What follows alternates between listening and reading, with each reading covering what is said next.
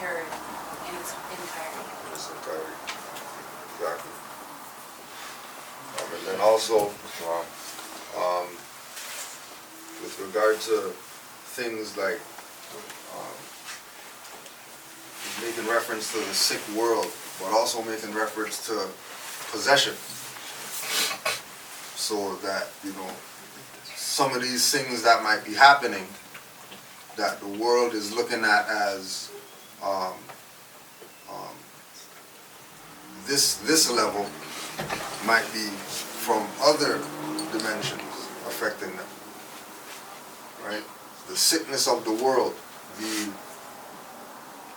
those who are possessed by what? Possessed by self-centered thoughts, possessed by petty desires, possessed by anger, possessed by fear, possessed by all these things that once they look within, they overcome.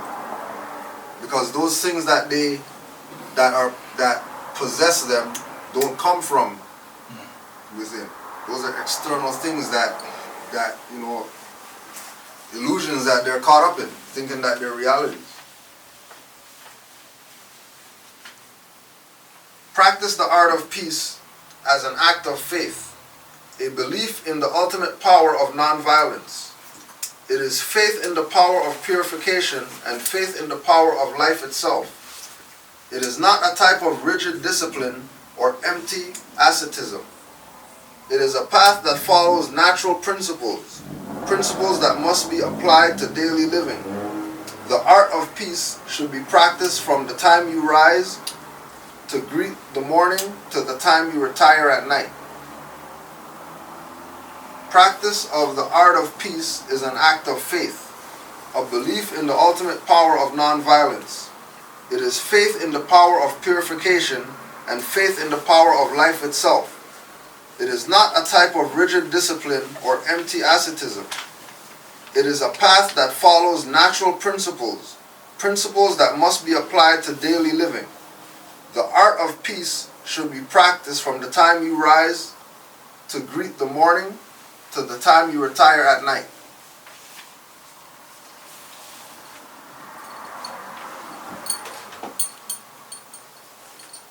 That you're right about how we know that it's not even like it said that you know, it's like you don't have to ask nobody. It's like you already know that you are connected with the source. Like, you know, you're connected with nature, you're connected with the animals, you're connected with, I mean, everything around you if you know how to connect with it.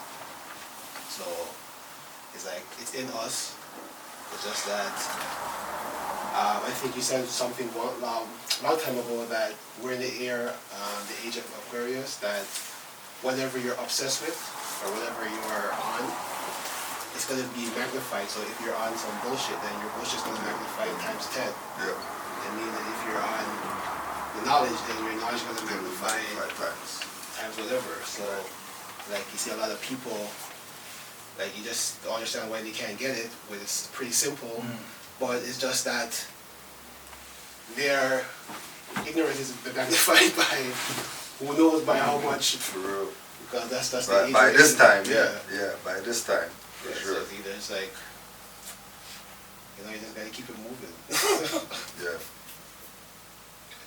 Which again goes down to, that was good little segue as far as everybody doing their part. Yeah. So we want to give a shout out to House of Tunes, Brother Mathino, for being present, you know, having his own stuff to do in Canaan land. Just he's a videographer, that's just what he does, gets hired to do stuff.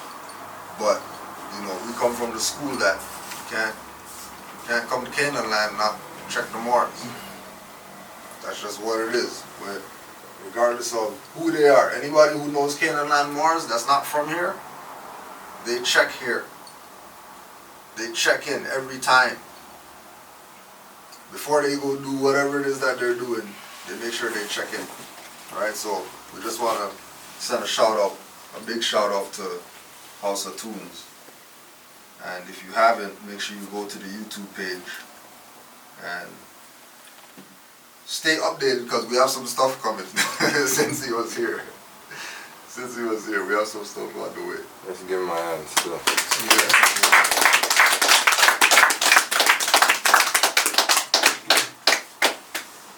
People doing the work that they were called to do. Now somebody said, like you said, they know the work that they're here that they're supposed to do. Right?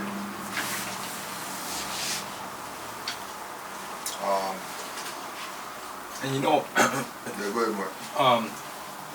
with that, it's funny what you last said, the last, not funny, but ironic, the last comment you made mention as, God, so what? Then you're gonna get it, and you're gonna keep it moving. And then that last comment that was made mention in that book, from the time that the sun rises to the time that it sets, there's a frame, there's a period that one has to do something. So if you don't have nothing, but you're gonna have everything because you're not gonna be moved by things that have no value, then what you put value onto, your energy, the force that comes out of you, is supposed to be recycled back within that period before the sun comes down or wherever it's side on the planet, right?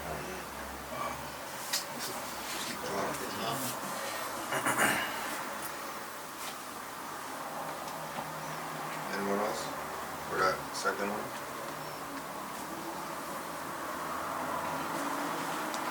Yeah, I think it's good how it mentions that, upon like the rising of the sun, and it's even, how important that is and how beautiful that moment is. It's taken for granted across the board. Like there's no real people that are waking up to greet the sun. You know what I mean? Especially within the mentality of being a peacemaker or being someone of harmony, of working for peace, and to start the day off with a routine of greeting the sun and having a ritual where you're coming up with a way to emphasize that, today is the day where from morning to night I'm representing the peacemaker and the peacekeeper, and nothing in my field that represents negativity or is not for my highest love is not going to affect me. And then doing that, you're going to just be also charged by that sun, because doing that in a way to show the sun that you're giving it thanks and respect, as well as it shining light upon you throughout that day, in that honor of the peacemaker. You're going to be like, people are going to feel that energy, and doing that as a routine, like every day, your energy is just going to be growing in connection to that sun energy, and that understanding that we're all connected as one. And sun gives us energy, gives everything light, gives everything energy, and working under that guidance and having that mentality that I'm recognizing from sunset to sunrise, or sunrise to sunset, that I'm in the energy of the peacemaker. It's just a beautiful repetition or form of expression that we could each do each day. And then again, to see what type of energy or how the system responds to us in that way, because the system is based on war, divide and conquer, like through every expression. It's and setting that boundary in the spiritual seen and unseen world, it's gonna definitely have ripple effects on how the system sees us. Now, what's crazy now is Matthew 5:9, that in the studying of the peace principle and all that, just doing research on peace, this came up, right? Matthew 5:9, and you already know. We'll check the records of how much every years we've been uploading and stuff like that. We don't quote from the Bible and all that stuff and give all these stuff. We don't even go there. But because of what was just said, that's why we're going to put this out there. Blessed are the peacemakers, for they shall be the sons of God. Now this is just something that just came out, just in the study, just this morning. Wrote it down right here when I was doing the research or whatever, right? Peacemaker, metaphysical Definition. One who has the ability to say peace to the turbulent waves of thought and make them obey. And you're obey, right?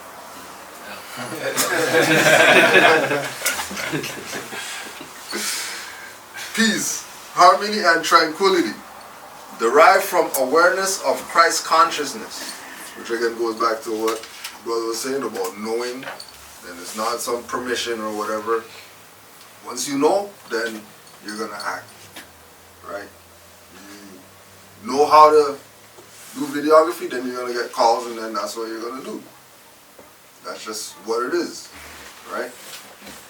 But give thanks for that peacemaker one, just to show that, you know, once we start getting into this information and we're doing it from a place of sincerity, then all the other sincere people or whatever, all that energy is going to be just connected, and there's going to be no imbalance that could throw that off. And another thing, let's to add to that is like, you will easily recognize people like that. It's easy for you to recognize them. Same energy. Practice the art of peace. Practice of the art of peace enables you to rise above praise or blame, and it frees you from attachment to this and that. Practice of the art of peace enables you to rise above praise or blame, and it frees you from attachment to this and that.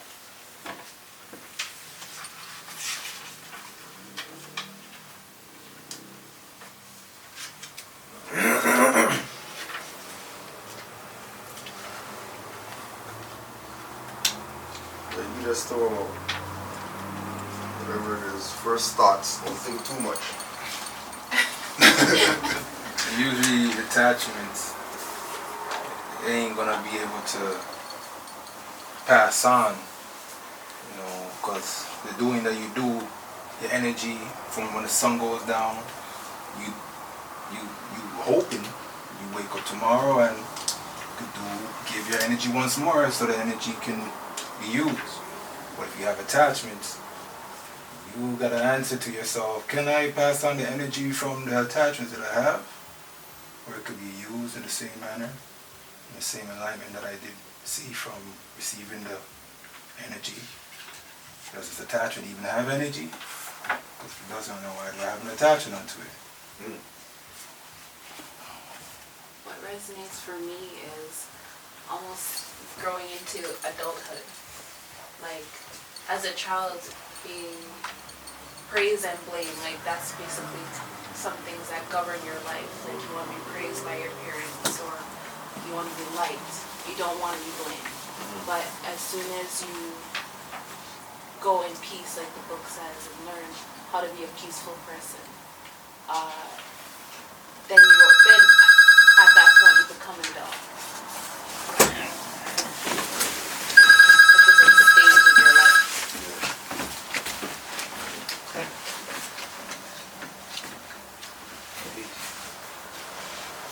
Anybody else for that one? What I get from you is that once you just have the understanding, you know everything has its purpose.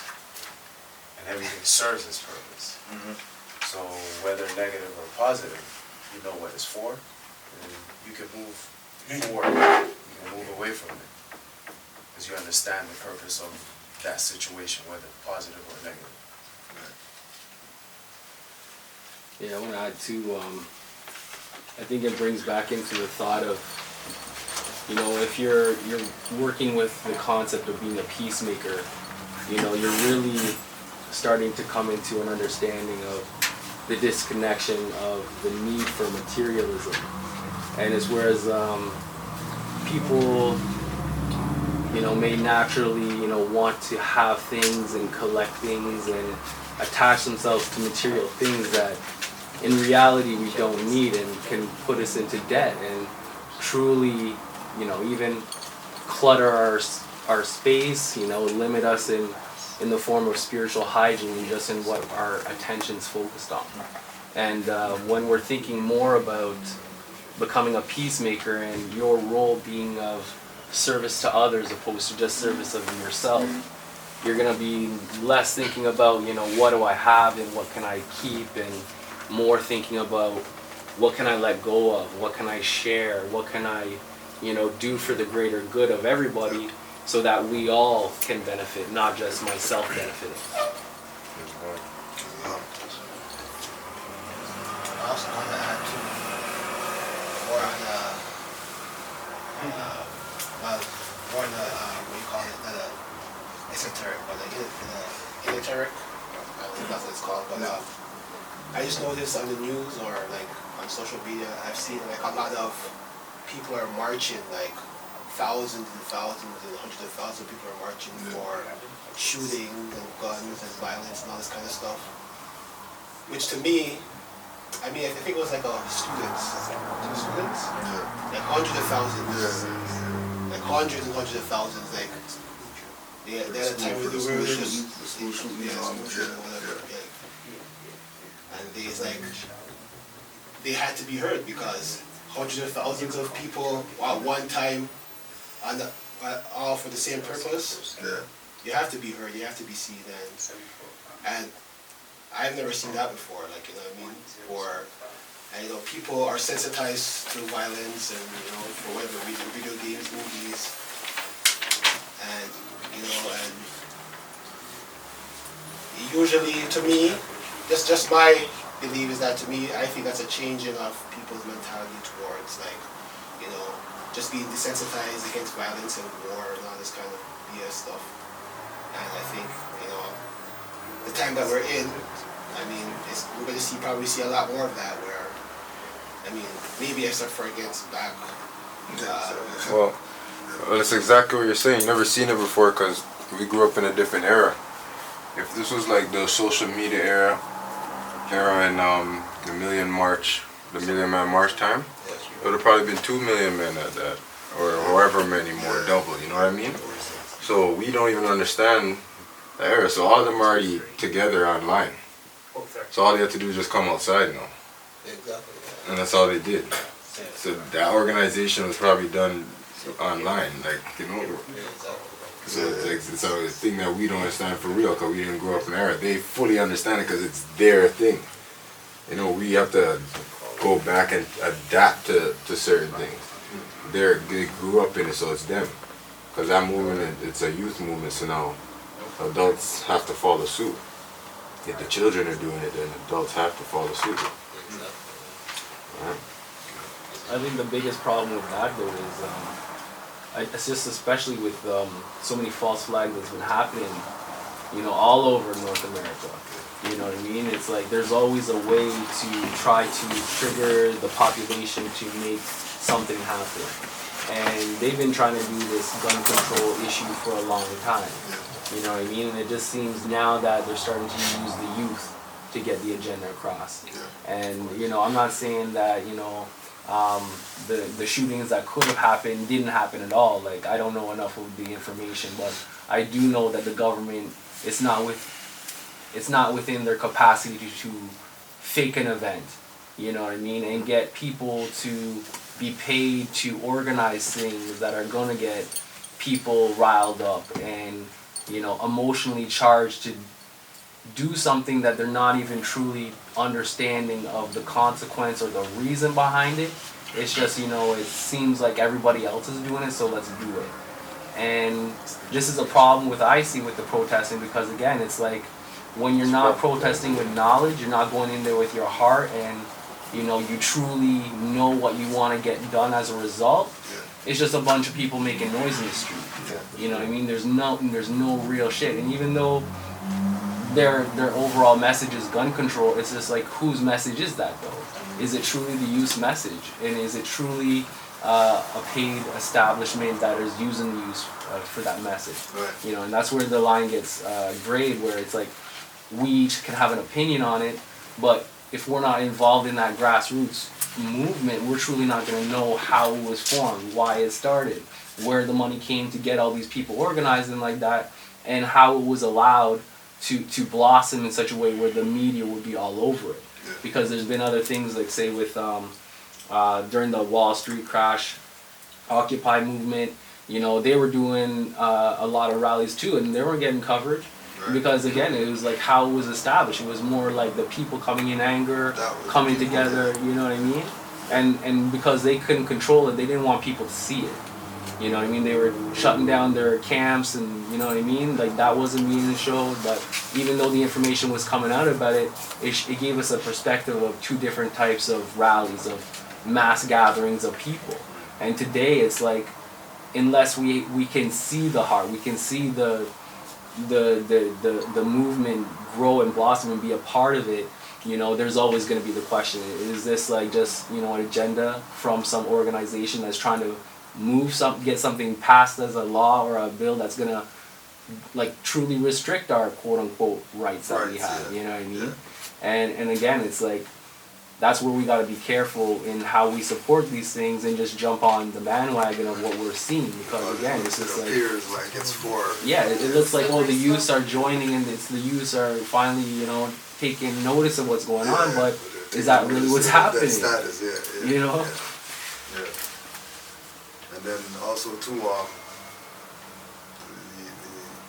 the occult side to that, with those mass whatevers, energy harvest. most of the times it's going to be at some type of, you know, quote unquote governmental building place where they set that stuff to happen there. Mm-hmm. You know what I mean? So they have this thing with, you know, Washington, and then, you know, these people who are going there, I'm pretty sure they're the same people online talking about those guys are the Illuminati or whatever. Yeah. Same place where they're going to go march.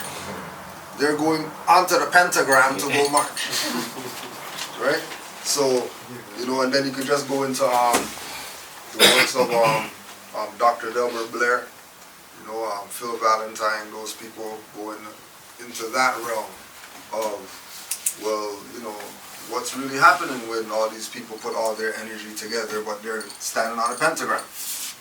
You know, they're standing for an obelisk, that they don't know that that's their stuff. That, you know, they can manipulate the energies if they really went there with the insight about, yeah, okay, we want to go march something, all right, we're going to go get some black candles and white candles and, you know what I mean, certain color cloths and, you know what I mean, everybody's going to dress a certain way or whatever like that. We're going to take a frequency there and do whatever. It's even like you were saying with going with the animals that change the sex from using energy to go from a male to a female and going around in a circle and make the energy vibrate. Right. Yeah. We may not necessarily have the same result, but you know, going around in a circle, chanting, you know, you're making something happen. Something's going to happen. Yeah, Right? and it's like, we don't have to be just like all marching crazy, like disunified. Yeah. We can be in that moment doing something with meaning, like say like going in a circle. Because I've even been involved in native prayer circles and whatnot downtown. You know what I mean? And just you can feel the energy where everybody's coming together and they're doing that motion and walking together, chanting. You know, it has an effect, and the energies are responding to it.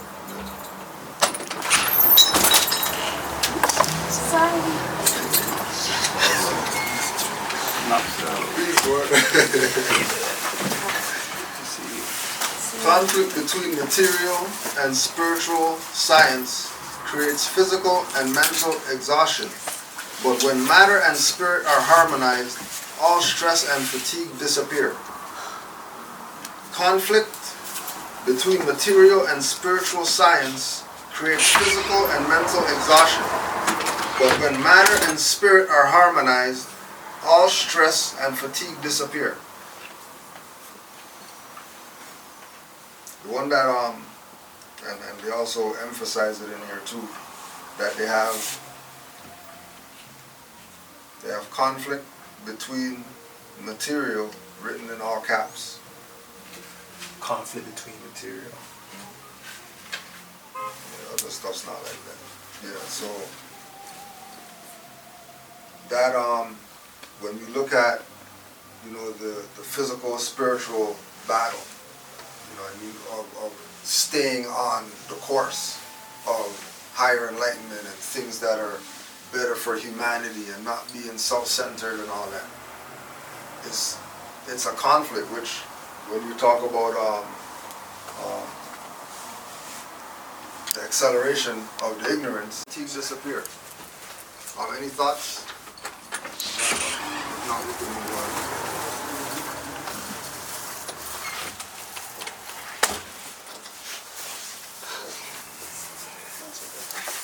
Why don't you repeat that last one? Conflict between material and spiritual science creates physical and mental exhaustion. But when matter and spirit are harmonized, all stress and fatigue disappear.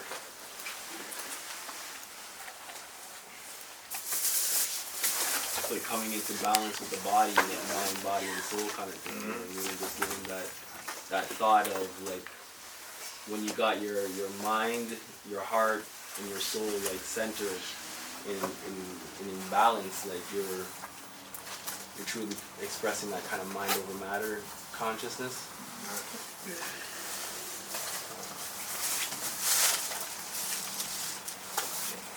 was also thinking about the other one too, you know, the progressing. That once you're aligned, then the demons of the stress and fatigue and all these other things are easier to deal with. You might not be able to cancel them completely, but at least you would know, when it's presenting itself, how to deal with it. If you should deal with it on your own, maybe you need to get with some other people and do some rituals to deal with certain things. Right?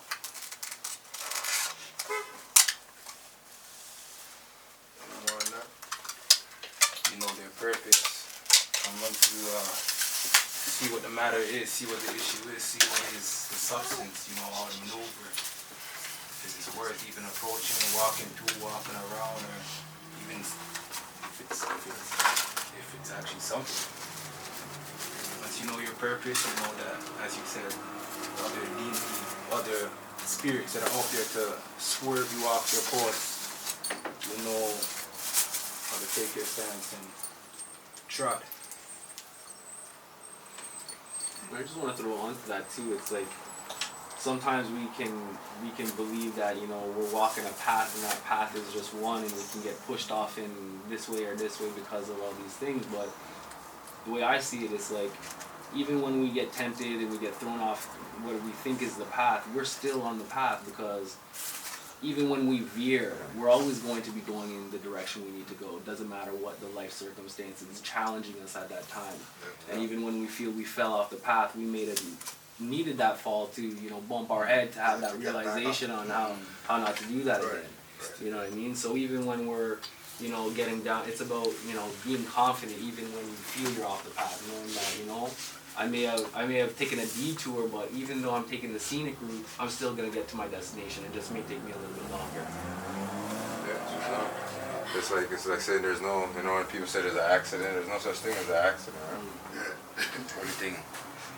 Everything is meant to happen. Like, it's not a coincidence where it just happened by chance. Things coincide. Things meet at a certain juncture and meet each other parallel, and face each other, but there's no coincidence, but the things do coincide. So, like you're saying, that fall is still part of the journey that you're supposed to be on, or else it wouldn't have happened. Right? No matter where you go to, it's all relevant. You have to take it. Enough people are afraid of that dark side, or the lower self side, or the things that are carnal, or the things you fall victim to. But if you know how to embrace it, understand why it's going on, understand why it's going on, understand why it's going on, look at it as a challenge, something that you just have to overcome easy, and then it's all relevant. To soak in everything. And like when you're talking about earlier about the positive and negative, like our concept growing up of positive and negative is equated with good and evil, but it doesn't really have anything to do with it, because go hand in hand. It's current energy. All relative. Yeah, right. That which is divine. One can't go without the other. And one is just as important as the next for the work that needs to get done. The next one is right in line with that. The art of peace functions everywhere on Earth, in realms ranging from the vastness of space down to the tiniest plants and animals. The life force is all pervasive, and its strength is boundless. The art of peace allows us to perceive and tap into that tremendous reserve of universal energy.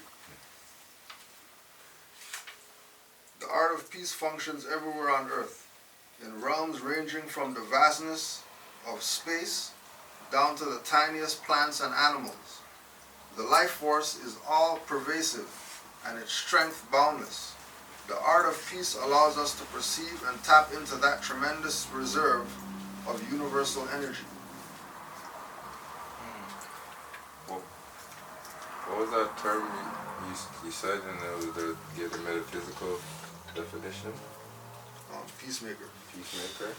And what was the definition again? One who has the ability to say peace to the turbulent waves of thought and make them obey.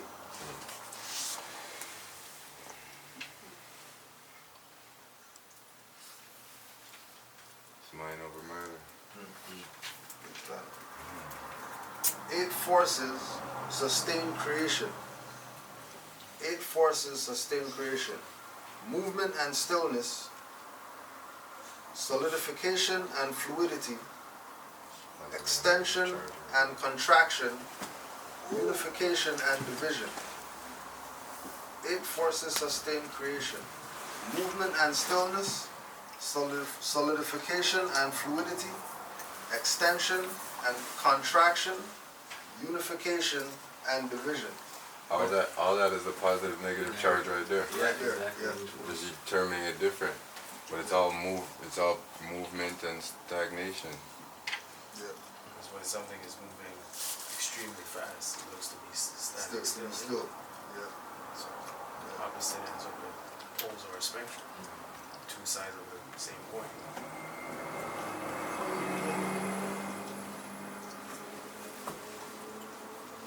A lot of talk about being stoic in this.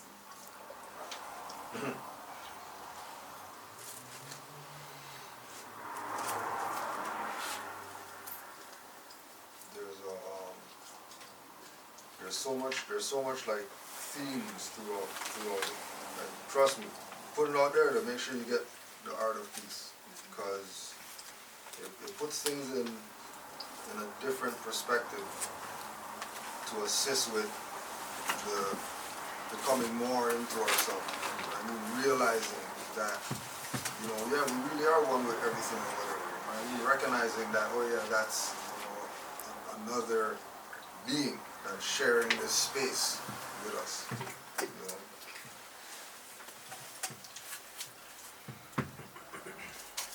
Life is growth. If we stop growing, technically and spiritually, we are as good as dead. The art of peace is a celebration of the bonding of heaven, earth, and humankind. It is all that is true, good, and beautiful.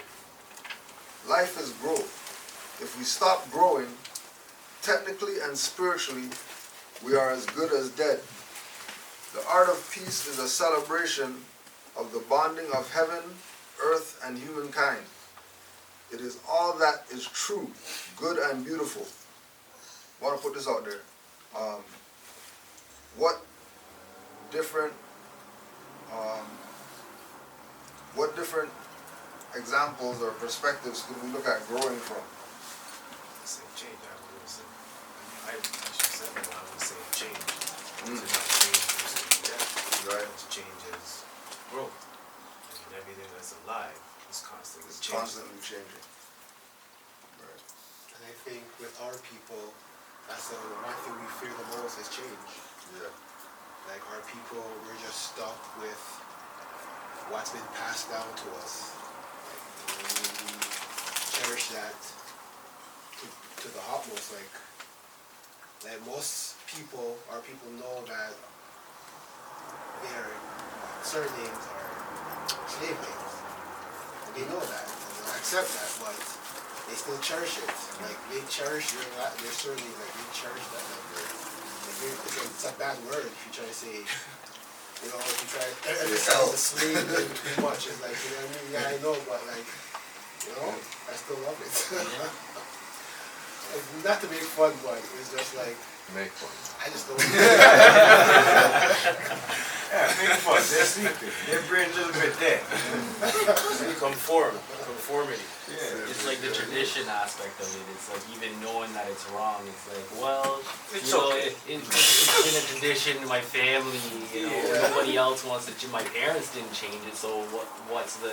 They don't understand like truly how detrimental it is to them within this system, because the way the system operates is to feed on these people that are chattel property, that are, you know, wards of the state, that are colored persons, you know. And again, it's like even with what the government is doing with bringing Syrian refugees here, giving them a Canadian citizenship, making them Canadian. It's the same thing. It's like free food, man, for the Canadian government. More are waking up, so they running short of people. Yeah, they want to bring more people. More are waking up, so Profit off of them. running short of people. You know, and it confuses them because now they think they have some sort of land claim to Canada, and they're nationals here because they were nationals over here, but they don't understand that being a Canadian citizen is on the water, has nothing to do with them. There's no time for them to know that. Yeah, Because look, you see how they do it? Create war and chaos. And Who have time to know where we're going? Canada, here I come. yeah, And they're gone. They don't even know where they're going, but they say it's Canada. yeah, and Where they create the thing over there too. And even with the whole concept with the refugee, you know, like I have a friend that's trying to help some refugees in different countries and bring them to Canada, and I'm trying to explain, it's like these people, even with the status of refugee, they're not accepting their nationality. They're actually going against their nationality, becoming a stateless person, and then being left victim to the system. That's going to put them somewhere. Every nation says we're not taking refugees, we'll take nationals, but we're not taking refugees. You know what I mean? There's like 1% of all nations that will actually accept refugees, and then there's this whole backlog. Yeah, you know what I mean? Refugees. And it's like realistically, the people that are calling themselves refugees also understand that they're men and women, but because they're trained to use a classification or a status that takes them out of the human family, and then lets them be subject and to like persecuted and treated like belittled, and they're trying to figure out like, yo, my country got destroyed. I'm trying to figure out how like I can get safe passage and a nation to like help me out, and no nation that apparently is supposed to be there to help us out wants to help us out. But why is it? You know what I mean? It's because of the status. You know, the status that they're doing is about making money off the people, how much they're going to be able to pay to push them to wherever the country is going to get a kickback to lodge them or whatever through their birth certificates, get money out of that. But it's like a pecking system. It's like, we're going to take you, and, you know, if the government doesn't want to take them, then we can't do anything. And then there's like a whole millions of people just left like in tents, like outside of cities, like in camps that, you know, don't know that, oh, if I just go claim my nationality and try to make the same statements, I may actually get into a country. Yeah. You know what I mean? But they're gonna accept the fate of being a refugee, have to like deal with the camps, and it's like you can't give them that knowledge. Like, it's your status that's messing you up. You're going to get lawyers to help you in a refugee status, and they're messing you up. And nobody in that whole concentration camp is gonna try to tell you that you're an Afghani national. Yeah. Why do you just make it, and then come back to the international community and be like, yo, I'm a human being as an Afghan national. I'm being persecuted. I'm being, you know, taken advantage of. My lands are taken away. I need help. You know, you guys got to provide a nation that's going to help me out. And it would be a completely different conversation had. You know what I mean? But again, it's the lack of knowledge. These people don't know, and you can't teach people anything because, again, they think they're attacking. You're attacking them. You know, it's like, I'm a refugee and, you know, I can't help it. I'm trying to get help, but you're not helping yourself by claiming that status. Well, it's lack of knowledge, and if I can tie into what he said in War, he said the system is set up by the people who are conjure that system. It's parasitic. The parasite needs the host. Hence your statement of lack of knowledge. They can't afford to give people this information because then the parasite can't be sustained. Right? So they need the people, like what Noah said. The Moors are waking up, so you have less to feed on because some are waking up, so you need a supply.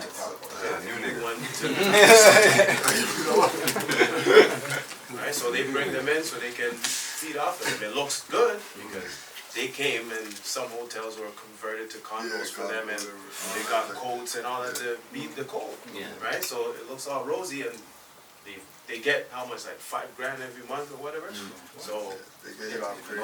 Yeah, so they get hit off crazy. Way better than the camps that they were in. Right? But you also said again, they're creating straws out of them and that money, the $5 grand a month is compared to what? It's coming back to them anyway. So they're sustaining the parasite. It's a perpetual cycle. So you can go there and try to show them with all that good kickback. I'm not saying anything. You know, it's funny. I watch I don't even remember the movie. I watched a movie, right? And the movie it's a Canadian movie too yesterday about two youths growing on up, going to school, somewhere in Montreal, and then one of the youths was always getting the other youth in trouble. So the uncle of one of the youths has both of the youths working at the garage, and you realize the youth that's just talking craziness. He's just trying to do everything and show forth everything in his car that he loves being a nigger.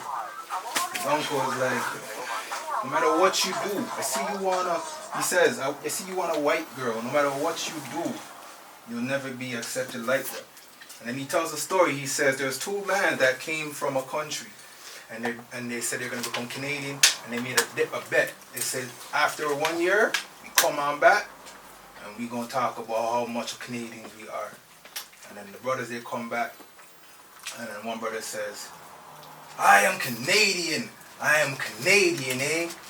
I wake up in the morning, I go to work, I walk my dog, and every morning when I go to work, I get Tim Hortons. I'm Canadian. What the Canadians do. And then his brother says, F you packy. Word for word, right? So everybody's trying to be this illusion, you know. At the end of the day, they don't even want to acknowledge that which they are, you know. I mean, it's when was it? I think it was last time. When was it now we went to the store? We went to a store, and stayed, I think. And it was same thing like a Paki or Indian. Say it's an Indian. So we're talking. We had issues too with our cards too. So we had to get the manager. But the manager, he understood. Yeah, he's understanding. But the counter boy there now, I'm telling him, bro, where you say you're from again? I'm from India. Yeah, but remember, they said I'm West Indian. Do I look like you, man? Indian like you, man? We're not Indian. If we're West Indian in the islands, why? And we don't look like you, how come you're Indian? I think you're Hindustan. No, I'm not Hindustan. I'm Indian. I'm Indian. I couldn't believe it. The man in the store. Running from Yeah. He doesn't know the history. Yeah, He's saying no, and he's upset that I'm calling him Hindustan. Yeah. That goes back to what we were saying on last. Hold on, guys. Sis has a question. I have a question. Sure. What's a sarcasm?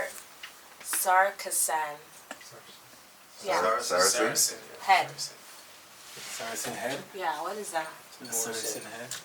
Like, it's a guy, he's a Moor. He looks like a Moor. Well, we spoke about it on Friday. Oh, really? So, Saracen.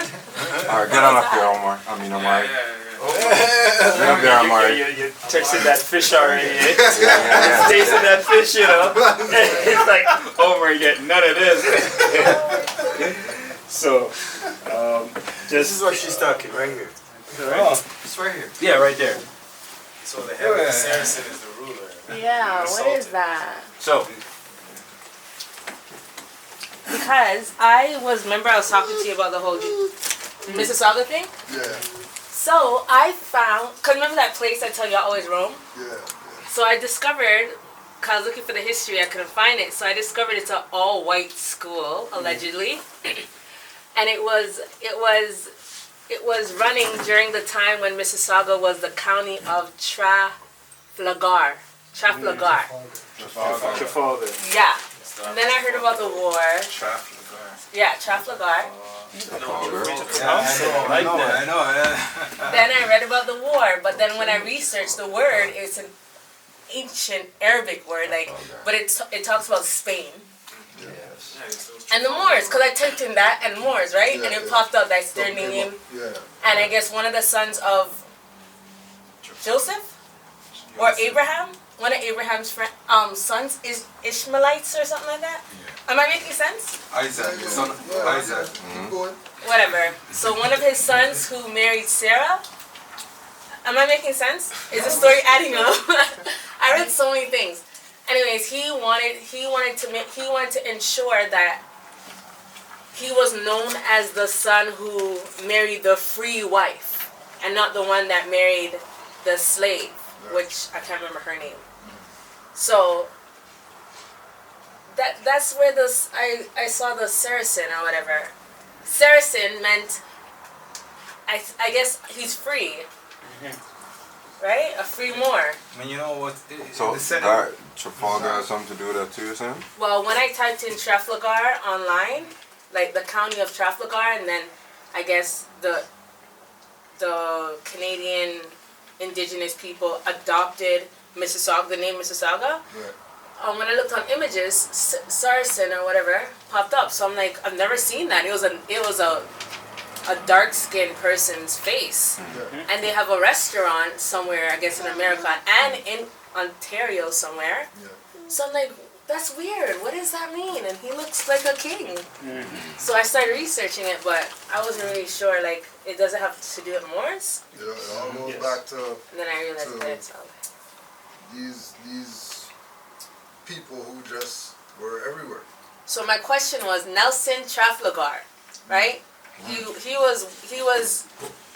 defeated the Spains and the French, I think. Whatever. That's what I read. But he looks like a Caucasian man based on the pictures. So I was confused because of his hairstyle. But then I also found John Hanson, whatever, the first president. Yeah. And then he was also a Caucasian until I found his actual picture. So now I want to know who's Nelson Trafalgar, if it's an Arabic name, and if it's a Moorish. Exactly. So just like if we say, I want to see a picture. just like if we say, these guys, That was a god. El Zagal. whatever, but there's some European stuff.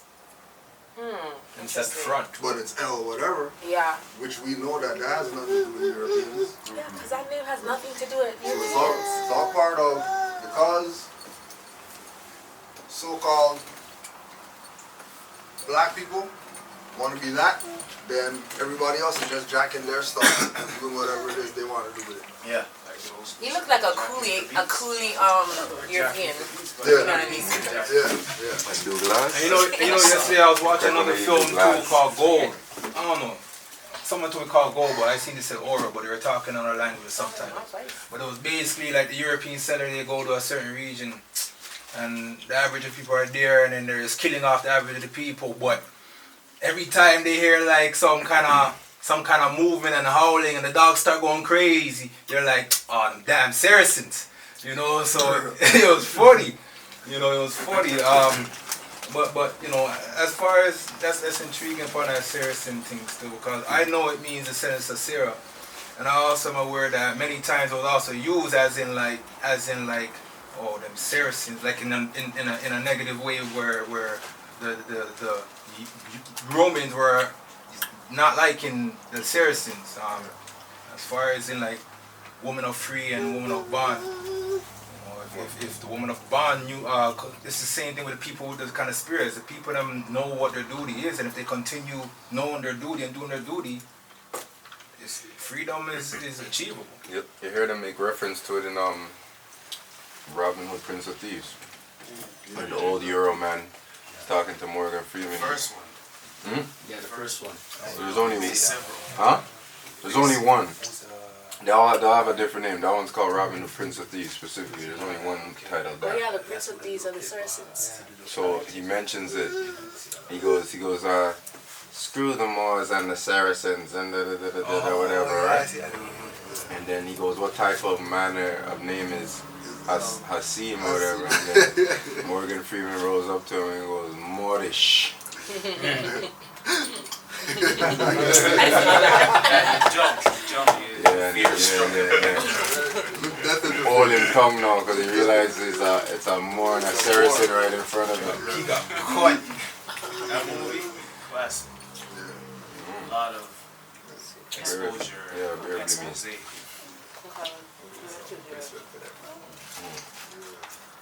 This one's for the flat earthers. Curse them all. All things are bound together harmoniously. This is the real law of gravity that keeps the universe intact. All things are bound together harmoniously. This is the real law of gravity that keeps the universe intact. Sounds like the beginning of the Circle 7 as well. Yeah, about chapter 1. Yeah. Every living thing bound by a cord. Yeah, when you step on the smallest worm, you mash up the fabric.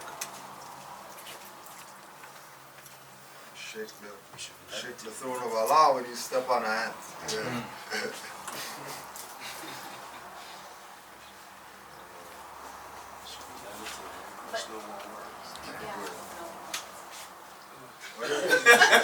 Throw it out. No, like how you say about levitation. So it's like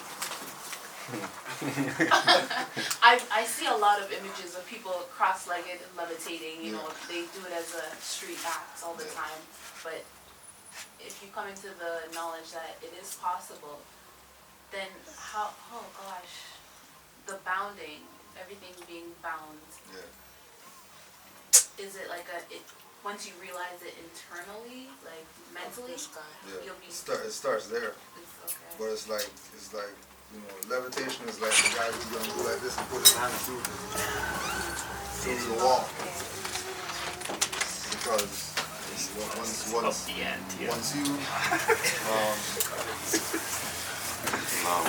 you start from this side, because the issue with us is that we've had so much out here happen in our life that when we go inside, we still get drawn back out here. Whereas if you start from young, you look at, you know, Shaolin monks or whatever like that, man, just does the finger, not no big deal, you know, because from childhood, this thing's been part of it. So it becomes like what the Quran says, it becomes a part of every part. Even with the Aikido man, you know, you watch some of his videos, you're like, no way. No way this guy backed off 10 guys with his finger. Just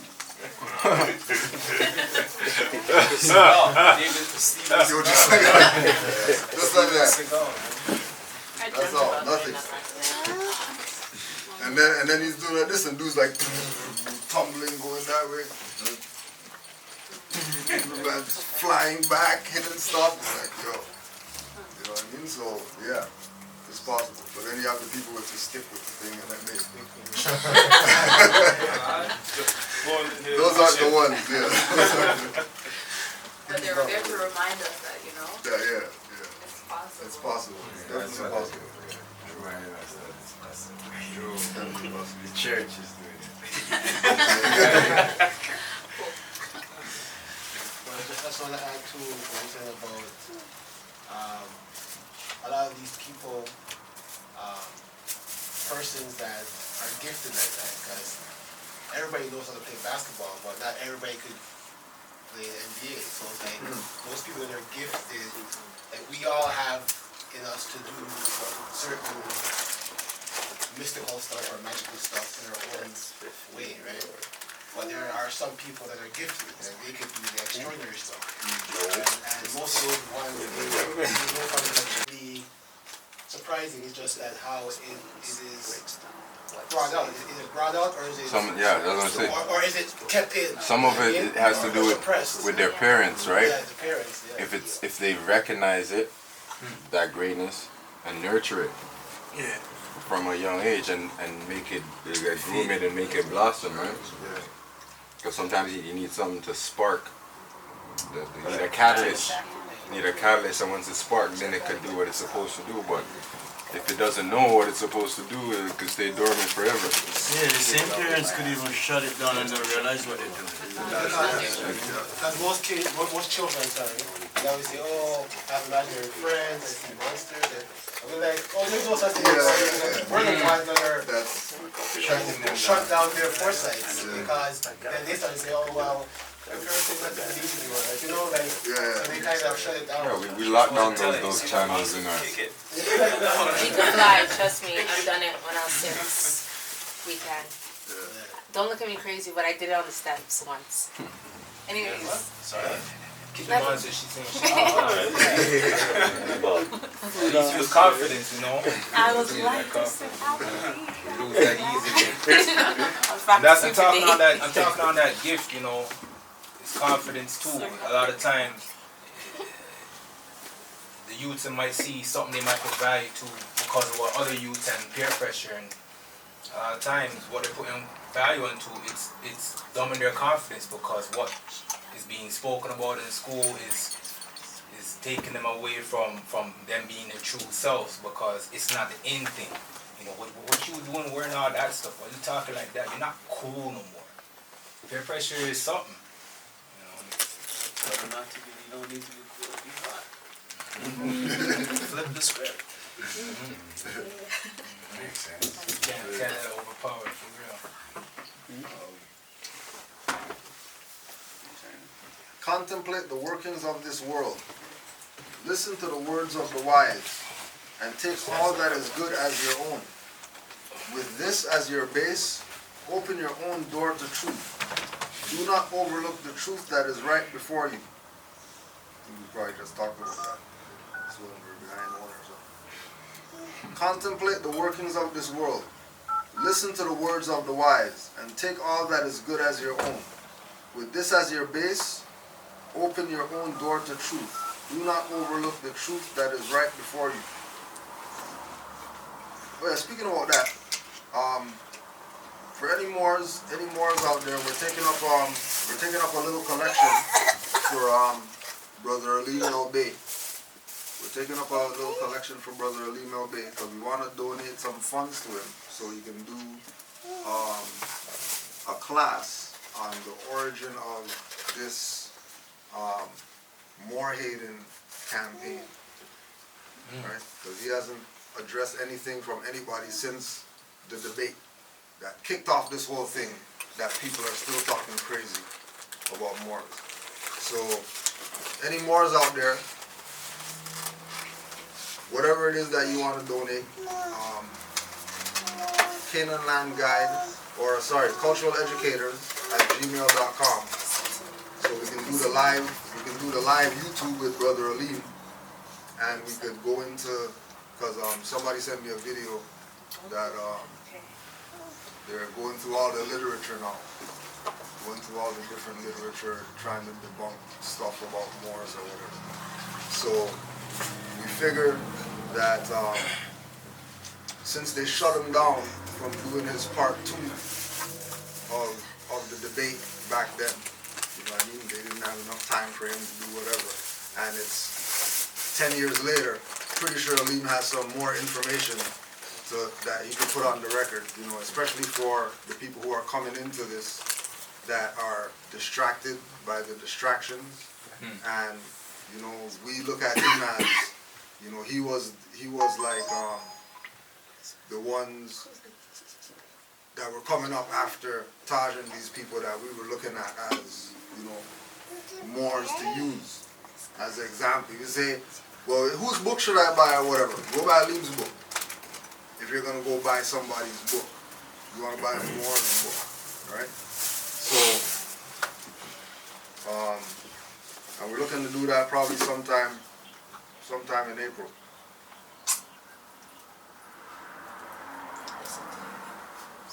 So the last one again, contemplate the workings of this world, listen to the words of the wise, and take all that is good as your own.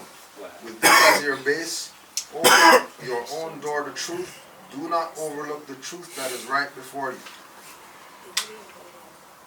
The universe is our greatest teacher, our greatest friend. It is always teaching us the art of peace.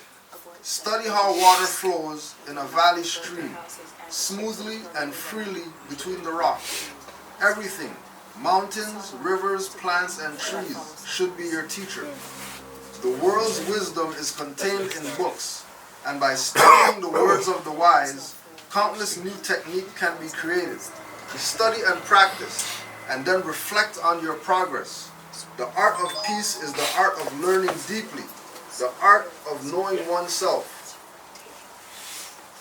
The universe is our greatest teacher, our greatest friend. It is always teaching us the art of peace. Study how water flows in a valley stream, smoothly and freely between the rocks. Everything, mountains, rivers, plants, and trees, should be your teacher. The world's wisdom is contained in books, and by studying the words of the wise, countless new techniques can be created. Study and practice, and then reflect on your progress. The art of peace is the art of learning deeply, the art of knowing oneself. What was the first art though? Not the one that you, not the art you just read, the art like about 30 seconds ago. I guess the first one. No, it should be on that, yeah, maybe. On the same thing? Like 5 lines, 6 lines out. The world's wisdom is only art of peace. The art of, okay. The art of peace is the art of learning deeply and the art of knowing oneself. Yeah, the art of knowing oneself. When I hear art of, I think of articles, so like the condition of knowing yourself. Once that realization is like hits you as an individual, it's one thing you could be going to school and being taught about certain subjects, but when you as an individual see and cite it for yourself, and then you know, it's like, oh, now I know why I wasn't getting it before, because my mind was seeing this but hearing this. Or,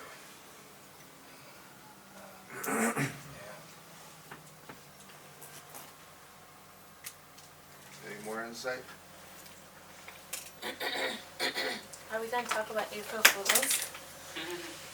Well, we would talk about April Fools, but it's Easter. Oh, I thought you were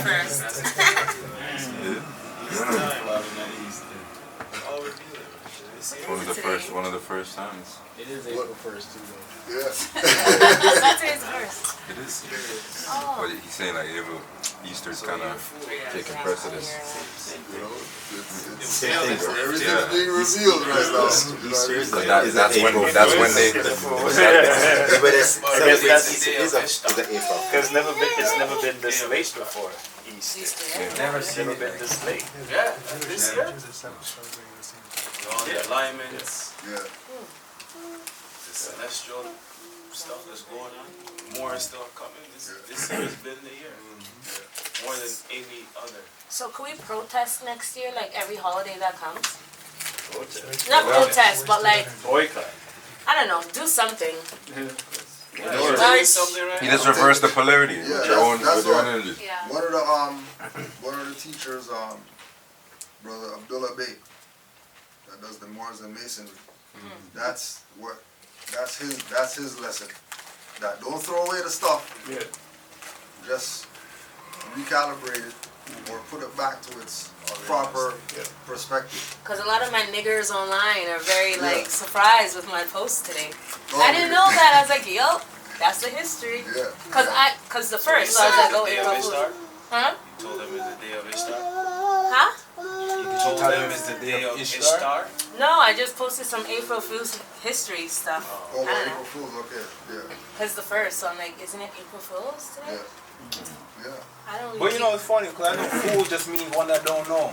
So when well, I can see why people could get offended if it's being used outside of its proper context. But fool mean one that don't know. So you ain't know that. You could it ain't know. even. If he's Easter a court egg. jester, he could know by just playing a fool, right? But isn't the history Trying to catch a wife. Trying to catch a wife. the whole concept of the April Fools was like making a fool out of the Moors by like destroying their one territory and saying that, oh, we got boats for you waiting over here, and then burning the boats and fucking up those lands for them and leaving them stuck in the middle, like and then haha. kill the people. You know what I mean? So it's just like that way, like the way they're labeling it, it's just like, oh, it's just whatever, but really it was an attempt at like destroying their heritage in two places, like saying you can't be here and you can't go here. What are you gonna do now? You gotta, like the joke's on you. You think you're all this and now you know. Like, But they killed all the women, the children, and the men after all of that. Because they were left without a home because they burnt it. Their ships were burnt, so they just murdered them. It's funny now. I know. No, but really, that's what happened. And that was so sad, so I'm like, I thought we were going to talk about that today. Yeah, no, I mean, those are, things like that is like, people's, you know, you go do your own stuff, see what you find. And then we come up with something. I think I want to still on this though, but I think the way we're dealing with this talk, especially with everything that's going on with this weekend, and you know, especially this day, I think it's a good idea to talk about the concept of the peacemaker, and you even talking about the art of peace, because even with the, you know, thinking of the past and the concept of that April original fool's joke or whatever, you know, it can bring in a lot of anger, it can bring in a lot of hate towards, you know, what was done to our people in the past, you know what I mean? And I think we need to be humble, we need to be, you know, emanating an energy of forgiveness and peace to, you know, not only to correct the mistakes of that past, but not to make sure those mistakes don't continue in the future. You know, and you know, as we come into this national and the divine side of the movement, you know, it's also stepping into the concept of peace, where we as Moors are honoring the aspect that we truly did represent in our original heritage, where, you know, we were about bringing people together. We were, you know, traders. We were, you know, explorers, you know, and we weren't necessarily just going everywhere trying to conquer everything and controlling everything. You know, we were peacemakers as well. You know what I mean? And I think it's important to, you know, get back into that concept of, you know, we've been at war too long. You know, the world's been at war for too long, too many generations, and we need to bring back that energy and that mindset of the peacemaker and the peacekeeper. So the only way to kind of give the other spectrum, which all ties into the whole concept of today, is, yeah, you can give that caution, but remember again, the school of life. The individual has to go through those emotions. Majority will feel the pains of that negative atrocity that our ancestors faced, but it has to happen. Then you can come in and speak on that. Yeah. And that will, if it's meant to be, or there's whatever time frame they're supposed to grieve for or feel that anger, then they'll get that concept. Yeah. But you can't skip. You can't skip the You healing can't skip that. process. The process has to happen. The lesson is in every emotion. Yeah. Depression. Once you get out of the depression, what did you learn while you were there? While you were If depressed, you missed the lesson, you go back into a depressive state to learn the lesson. That's why they say history repeats itself, because you don't know, you're bound to repeat it or end up in the same situation. Right? So you have to know the atrocities, to know, if you will, the errors that were made, so we don't go through it. Life is within death. Death is within life. You must exist right here, right now. Death is within, life is within death, death is within life. You must exist right here, right now. Oh, the topic that was just happening, just led into that. Make the most of your moments, you know? You have to kill the whatever vice or piece of you that isn't Harmony. yeah. Yeah. It's in harmony. Some Once part it's of out you of has to harmony, die. yeah. That's the part. What's the part? The part that's not in harmony. Once it's not in harmony with self, then that's what you have to be putting your attention on getting rid of, not the, you know how to be happy. Well, okay, so leave that. Focus on the anger. You know what I mean? If you conquered the happy. Don't dwell in the happy and then have the anger just running among you, because you don't want to deal with it until it presents itself. Now, hey, anger's here, and then now you're trying to deal with it, right? It's like the Dr. Banner from Hulk. Yeah. So when he reveals his secret is that he's always angry. And that's how he remains in Control. We're staying within, because you have to know what it is. You have to know your higher self, but you also have to know your lower self. You know what I mean? Like, you have to actually study the lower self. What stimulates that? What makes that go off the handle? You know? So you can circle those passions and keep them in bounds of things that are righteous and good and right and whatever. You know, even the negative things. He said we're for Hulk smash. Yeah. Hulk smash every day. Some of the add I'm not angry. that our people, like it's a lot of it's everybody, but mainly our people is like they just can't see that. They can't see that what they're doing. They can't see the wrong in it, or they can't see. They can't see the logic of. No, it's an error, or I guess if they don't see something's wrong with it, then they're not going to think of it as wrong. They're not going to think of it as bad. They're going to think of it as, it is what it is, and we just have to just deal with it. Yeah, that might be the path. That might be their lesson. Because I think what it is. I do. Yeah, I think that goes back to what you were saying before. It's like conformity. Right? They're comfortable with that, and they don't see any route about it. And then when it happens again, that's when they're down. Like subconsciously they know there's something messed up, because they all know something's messed up. Like, I mean, the youths that were still getting shot down in the streets, the guy's probably gonna get off. Marching again, all this kind of stuff. It's just a pattern. It's gonna die down until the next one comes out. But they don't look at it as messed up. That's why they keep going on the same trend. They don't look at it as what I'm saying. They don't see it as messed up. They see it as progression somehow. Like, how do you see that as progression? It become normal.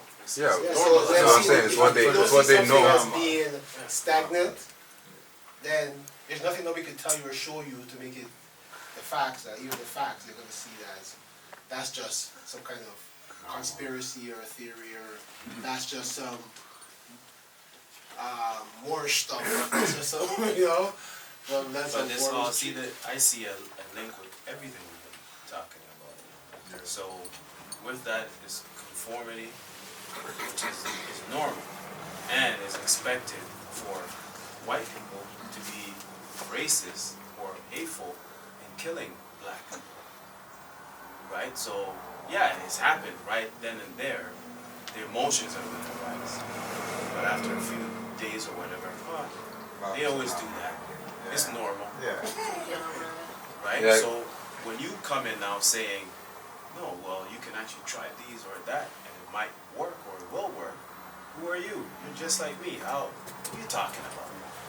Because you're going against the grain, and to come out of that box is too much for them because of lack of knowledge and responsibility, which ties into the book again, accepting your role of being able to change, and they don't want to change. Right. They want to stick in So that. it's just They want everybody else to choose. They want Right, them to stay. Yeah. They want the colonizers to one day wake up and say, okay, yes, we're wrong. Yes, we did this. They're not gonna believe them either. People of the land. No. They're not That's gonna what they even want. believe them. No, they're not gonna believe them. They're gonna say first, you, after so long, I don't believe you now. No, they're not gonna believe them either. I'm telling you, man. They're not even gonna wanna Well, believe they them. do it in the movies, yeah. And then when you show them, like, well, it's a movie, Yeah, right? see? You can They don't bring out believe it. another It's document in the movie to now. show them what they're saying in the movie. No, right here, it's just no. movie. What is See? that? Come on, you're a conspiracy. Exactly. I just want to add on to, I think the level of people's awareness is also equated to the responsibility they have. And some people, you know, they can see, you know, taking on the system as a responsibility they don't want to be a part of. You know, they don't want to go against the system. You know, they'd rather, you know, roll the dice and maybe get shot on a, you know, drive like a side stop at the road or whatever with the cop than, you know, doing something like, you know, studying yourself or, you know, learning about this type of information. You know, and as you actually understand that there's something wrong with the system, you know, there's got to be something that we can do about it, and you grow your awareness, you actually, you know, are expanding your responsibility because you want to do something about it. And it's like that drive to want to make a change, to make the world a better place, is what's growing people's awareness and also growing their level of responsibility to that cause. You know, it's like recognizing that the Moorish movement is about uplifting fallen humanity. You know, as you become more and more aware and in tune with that, like through your mind, body, and soul, it's like your level of responsibility to that also increases. And a lot of people, they don't want to accept that type of responsibility of, like, you know, not only making sure I can eat, but making sure my family, my neighbors, the community can eat as well. And most people, they're just too busy wanting to take care of their own. They don't want to look outside, you know, and see that, you know, we all gotta make it together, or we're all gonna fail together. And it's like, literally, when it comes to nationalities, the human race, it's like we all fail together or we all make it together. And it's just like, we've been in a situation where we've been in darkness for so long. It's like, for us to rise, it's like some of the planets, like, what took you so long? And then a lot of the people are like, yo, how can we make other people go back to sleep to get that balance back where we got the power? You know what I mean? And it's like that level of responsibility. They're making the world so easy for everybody to depend on the system, that where nobody wants to read a book anymore. Nobody wants to study because they can just go to the internet and get information where they don't know if it's legit as it was originally written from the book or if it's been changed. And it's just like the more and more we're dependent on the system, the less responsibility we actually have to our own reality. So then what is the remedy? Knowledge of self. And You actually, said all of that. but the remedy for each one of us, again, it's like as we become knowledgeable of what is going on in the system and realizing that this whole movement is about uplifting our fellow humanity. You know, it's like, how can we work together to make the world a better place? It's not my responsibility to make the world a better place. It does. We have to recognize how we can make ourselves better to be a part of that change that we want to see through acting in that process. That's why we're all here. Yeah, that's us. That's us now. That's us. Don't veer off the topic. It's more like... that's what God was saying when you're talking about worlds, right? Yeah. Each of us are in our own world, but there's a bigger bigger world, utopia, and then once we fix our individual worlds, the bigger one will fix itself. Because what I'm hearing, this is my world, my perception. The word responsible used to be response. It's a reaction, right? So you have to first accept the fact and the reality that you have to change you. Because while what you're saying is true, but there is some of us, some Moors, who have quote-unquote knowledge of self, but they're not responsive, they're not doing, they're not active, as we like to say, right? Because you can acquire the knowledge, but it comes to a point where you have to, and I also heard fear from what you were saying as well, you have to overcome the fear and just grind. Yeah, but the awareness that comes with the knowledge. Like, we can read something in a book and say, yeah, I know what the book said, but not truly understand what the meaning is. until you do. That's what I'm saying is like with the awareness, the level of responsibility goes with it, because you may, read something and not truly get the meaning out of it, but until you really understand it, you're gonna have a level of responsibility that goes with that understanding. That's why a lot of people, they can learn stuff about the movement or the more history and whatnot, and then not necessarily connect to them because they don't feel the connection or the responsibility to the information. Or fear.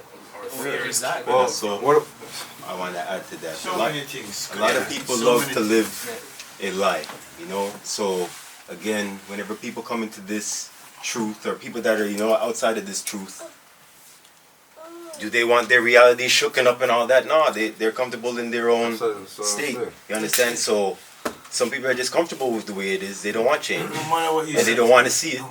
Yes. Right? Let me add to But that. until you're affected by this system or whatever, then I gotta fix something. That's how. That's the next And that's word. what a lot of It was times affected even Bro Kudjo has said. affected and No, accept. no. You said accept. That's what I was thinking about. Yeah. The whole time I'm trying to speak. That's exactly what I want to say. A lot of people But don't accept it. what I'm trying to say is that the responsibility he's talking about comes with those two words, right? Acceptance and affect. Yeah, right? Because if they're not affected by it directly, then they're not gonna act. And like with our movement too, and me being, and a lot of us being here, seeing, there's been way more people who came in here with maybe they thought too that they're still gonna be here, and us too thinking that well, why not? Like you're here, you're part of family, you're gonna be here years upon years.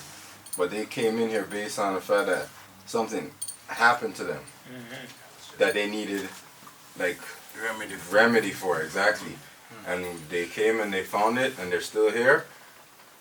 Or some of them, they wasn't even looking for it. It's just, this was just their path regardless. They didn't have to go through any woes to be here.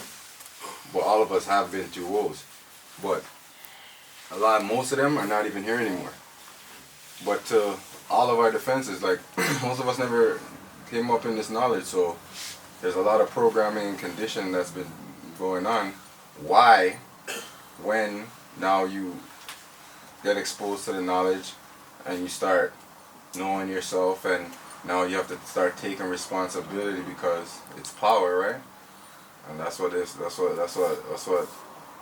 Uncle Ben tells Spidey, right? That's what He he said. said. He said with great Power power comes great responsibility, right? So that's what it is too. So when they realize, like the God said, they realize like shit, now I have to do stuff, right? It's like, I'll give you an analogy, like say we're climbing a mountain and we're halfway up. But we just said we have the same amount to go up. We're not even halfway up. And we're like, yo, I've been climbing this mountain forever. And I still have to climb, and the climb is getting more steep and it's more rigid, and so they're either gonna want to climb all the way back down, or they're gonna stay where they are and say, I'm not even moving from here. I'm staying right here until somebody rescue me or something happens or something. They want that push, man. Yeah, right? Because now they realize, like, shit, I climbed up and now they look down. They didn't mean to look down. Like, they said, never look down, eh? And now they look down, they're like, blows on shit. And I look up, I'm like, twice as much? I have to still go? I thought right here I could be good. I thought here I was complete. And I thought I could get my remedy right here. When the cat has his back against the wall, either fold or you come up for a fight. Fight or flight, right? But like, I think Friday's class was talk like it said not like with power comes great responsibility. It's like what is power, and it's like knowledge is power. So once we come into it, like the brother was saying, the system and our responsibility as Moors. Once you realize the system's not working for you, just like going to the grocery store, like that's a system in itself, poisoning us for whatever reason. As an individual in our own world, what should we do? Keep going there to receive our food, or plant our own? Yes. One backyard at a time in everybody's world. Plant your own garden. Yeah, the government has it set up, or the system has it set up where they will rip out those roots because it's against code or you don't have your whatever to plant. But keep planting. Keep planting those seeds, keep growing what you need to grow in your own backyard, it will spread. Well, the loved ones and the generations and the things that is going to withstand, perpetually. No way.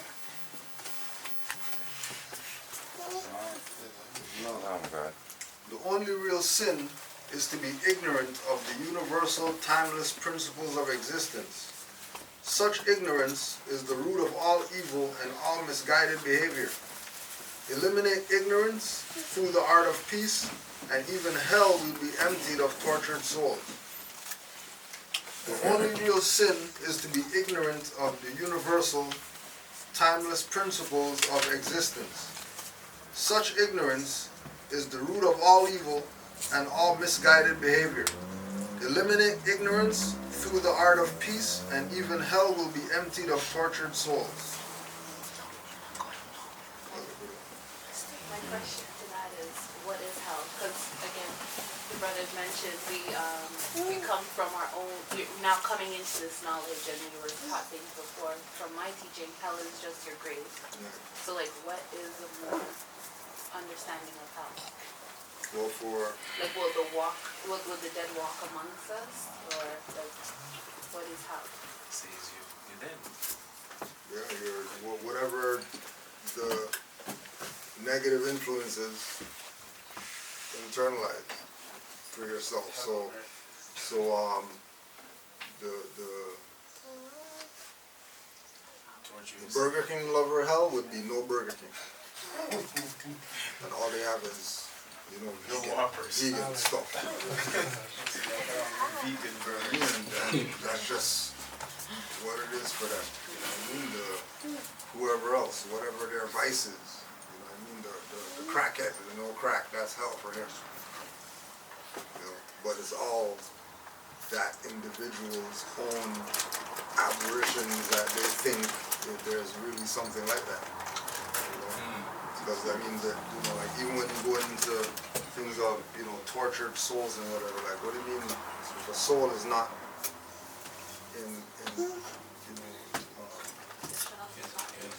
it's within, then how is it tortured? What do you mean, you got a mental block? What do you mean a block is brick or whatever, man? Like, what's really blocking you from not remembering what, So, as we go into ourselves more and more, we always have different perspectives. There's always going to be change. There's always going to be growth. There's always going to be, oh yeah, I didn't know that, or I found out something. As soon as you say, you're in the halfway up the mountain and we're just going to chill right here, because we're not going back all that way, and we're not even going to attempt to go wherever we're going, then, that might be your help. But through the art of peace, you realize that it's about acquiring light or knowledge so that you're not ignorant, which would take away all of the stresses and all of the things that we think are bad, negative. Those things won't exist once we're living in the realm of looking within and realizing that, as soon as we open the door, we get that breeze. Oh yeah, thank you, breeze. As soon as we drink some water, thank you, water. Looking at all the elements when they present themselves. Thank you, stove, for thank you, electricity. Thank you for sun. And you start realizing that, okay, when you have people who are even in the new age stuff, yoga, meditation, and all those stuff, supreme honors to those people, because they're counteracting things on a different level. That the people who don't do meditation and yoga and all that stuff, they're not even penetrating the type of, work commitment where they are on their mountain.